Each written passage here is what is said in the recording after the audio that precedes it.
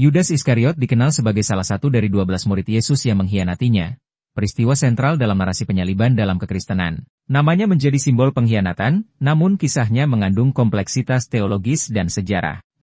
Nama Iskariot mungkin merujuk pada tempat kelahirannya, Keriot di Yudea, menjadikannya satu-satunya murid bukan dari Galilea. Ini bisa menjelaskan keterasingannya dalam kelompok. Yudas dipilih Yesus sebagai salah satu dari 12 rasul, Matius 10 ayat 4, meski motivasi awal mengikutinya tidak dijelaskan dalam Alkitab. Yudas bertugas mengelola kas komunitas, Yohanes 12 ayat 6. Injil Yohanes menyiratkan ketidakjujurannya, mencuri dana bersama. Meski setia awalnya, ketegangan muncul, terutama setelah pengurapan Yesus oleh Maria di Betania. Yudas protes atas pemborosan minyak mahal, Yohanes 12 ayat 4-5.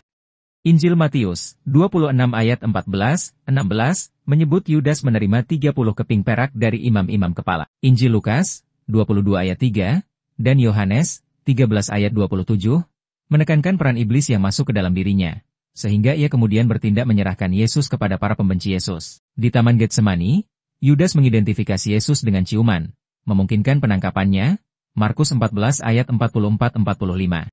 Dalam Matius 27 ayat 3-5, Yudas menyesal, dan mengembalikan uang, lalu gantung diri. Imam-imam kemudian menggunakan uang itu untuk membeli ladang tukang periuk, Akeldama, untuk menjadi tempat pemakaman orang asing. Menurut Kisah Rasul 1 ayat 18-19, Yudas jatuh hingga perutnya terbelah, dan ladang itu dibeli dengan upah kejahatannya. Perbedaan ini mungkin mencerminkan tradisi penceritaan yang berbeda.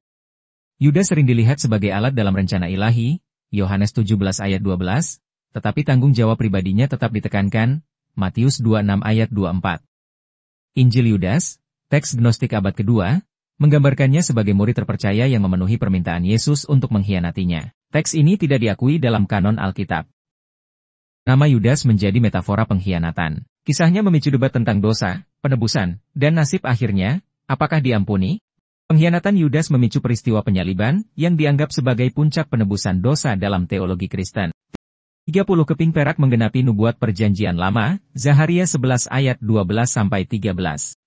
Ladang Akeldama, ladang darah, menjadi simbol konsekuensi tragis dari keserakahan dan pengkhianatan.